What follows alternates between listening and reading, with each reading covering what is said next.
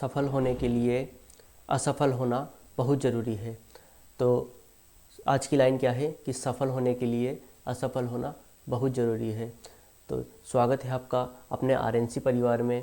आज का जो टॉपिक है, जो सेशन है आज का, वो होने वाला है इम्पोर्टेंट टॉपिक के ऊपर बेस्ड, है ना। इम्पोर्टेंट टॉपिक्स किसके? एनाटॉमी एंड फिजियोलॉजी के।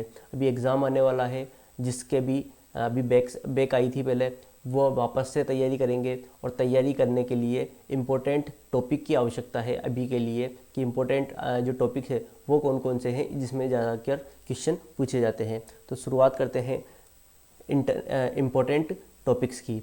Important topics for anatomy and physiology.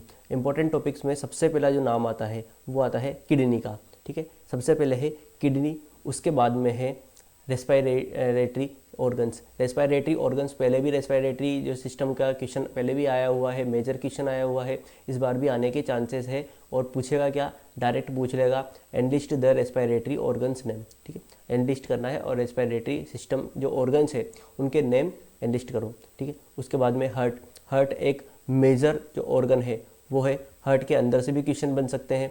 मान लो जैसे कि पिछली बार भी आया था कार्डियक साइकिल, इस बार भी मान लो कुछ कंडक्शन सिस्टम के बारे में आ जाए। ठीक है, और इसकी स्ट्रक्चर के बारे में आएगा, स्ट्रक्चर के बारे में आ जाएगा। इसकी ब्लड सप्लाई, हार्ट की ब्लड सप्लाई के बारे में आ जाएगा। तो हार्ट से रिलेटेड क्वेश्चन आने की चांसेस हैं। उसके बाद में है ब्लड, कंपोजिशन ऑफ ब्लड है, फंक्शन ऑफ ब्लड है। फिजियोलॉजी में आएगा फंक्शन ऑफ ब्लड, एनाटॉमी में आएगा कंपोजिशन ऑफ ब्लड। कुछ ऐसी चीज़ें जो पूछ सकते हैं, है ना, ब्लड में से।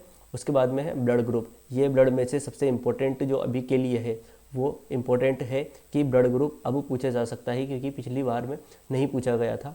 तो और डाइजेस्टिव सिस्टम के जो ऑर्गन है, ठीक है, डायरेक्ट पूछ लेगा कि डाइजेस्टिव सिस्टम के एनलिस्ट करो ऑर्गन्स को। दो एनलिस्ट करने के लिए पूछ सकते हैं, कौन कौन से? एक तो बिल्कुल रेस्पिरेटरी और एक डाइजेस्टिव। ठीक है, इन दोनों के ऑर्गन्स एक बार पढ़ के जाना, इनमें कौन कौन से होते हैं। ठीक है, एक्सेसरी कौन से होते हैं, जो मेन ऑर्गन कौन कौन से होते हैं। ठीक है, ये सारी चीज़ें पढ़ के जाना।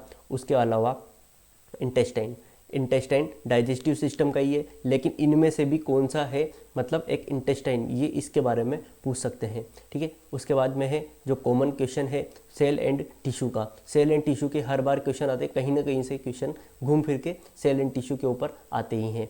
उसके बाद में आई की बात करते हैं, क्योंकि पिछली बार में जैसे कि आई को छोड़ दिया था, आई क्वेश्चन आया था, लेकिन वो रिफ्रैक्टिंग एरर के बारे में आया था। इस बार डायरेक्ट क्वेश्चन पूछ सकते हैं कि आई की स्ट्रक्चर के बता दीजिए। ठीक है, फिजियोलॉजी में भी आई के बारे में आ सकता है कि इसे फंक्शन ऑफ फिजियोलॉजी, जो फंक्शन ऑफ आई आ सकता है। ठीक है, फिजियोलॉजी ऑफ आई आ सकता है कि फिजियोलॉजी बता दीजिए आप आई की, है ना, और ईयर की फिजियोलॉजी बता सकते हैं। ठीक है, ये चीज़ें आ सकती है। उसके बाद में है फॉर्मेशन ऑफ यूरिन का फॉर्मेशन किस प्रकार होता है, ये फिजियोलॉजी का इम्पोर्टेंट जो क्वेश्चन है, ठीक है, वो है फॉर्मेशन ऑफ यूरिन।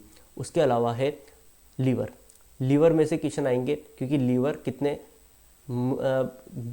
अनगिनत है, मतलब 1 लाख से ऊपर जो इसके फंक्शन है वो है। अब इसमें अगर ये ऑर्गन छोड़ते हैं तो मतलब जो इम्पोर्टेंट में, तो ये इम्पोर्टेंट में ये ऑर्गन तो आना ही आना है। ठीक है, उसके अलावा है जॉइंट हर बार का क्वेश्चन है, इसको तो फिक्स कर लो कि जॉइंट तो पढ़ना है। ठीक है, जॉइंट के अलावा क्या है? लंग्स। ठीक है, लंग्स को पढ़ना है और ब्रेस्ट को पढ़ना है। लंग्स को पढ़ना, ब्रेस्ट को पढ़ना, क्योंकि और जैसे ब्रेस्ट में भी इसके स्ट्रक्चर के बारे में, ठीक है, इसके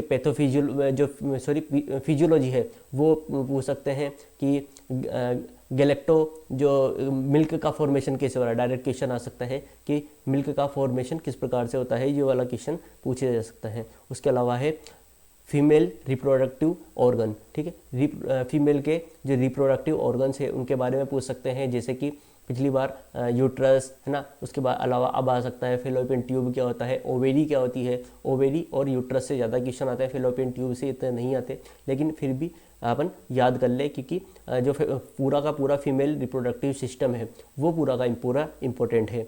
उसके अलावा है टेस्टीज़ क्वेश्चन आ सकता है, क्योंकि अभी ये क्या है, नए जैसे कि कोई सा भी एक क्वेश्चन नया पूछ लेते हैं, तो अब पॉसिबिलिटी टेस्टीज़ की ज़्यादा लग रही है। ठीक है, तो आई होप ये टॉपिक्स आपको क्लियर होंगे।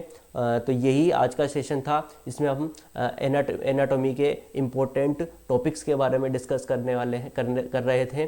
तो जो इम्पोर्टेंट टॉपिक्स है, आई होप इनको अच्छे से आपने पढ़ लिया होगा। बस एक बार आपको रिवीजन करना है, और जिसने भी नहीं पढ़ा हो तो इनको 2 बार रिवीजन जरूर करें, ठीक है। 2 बार रिवीजन आपका हो जाएगा।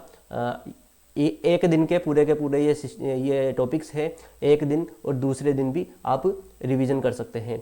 तो ऐसे ही वीडियो देखने के लिए लाइक करें, सब्सक्राइब करें। Thank you so much.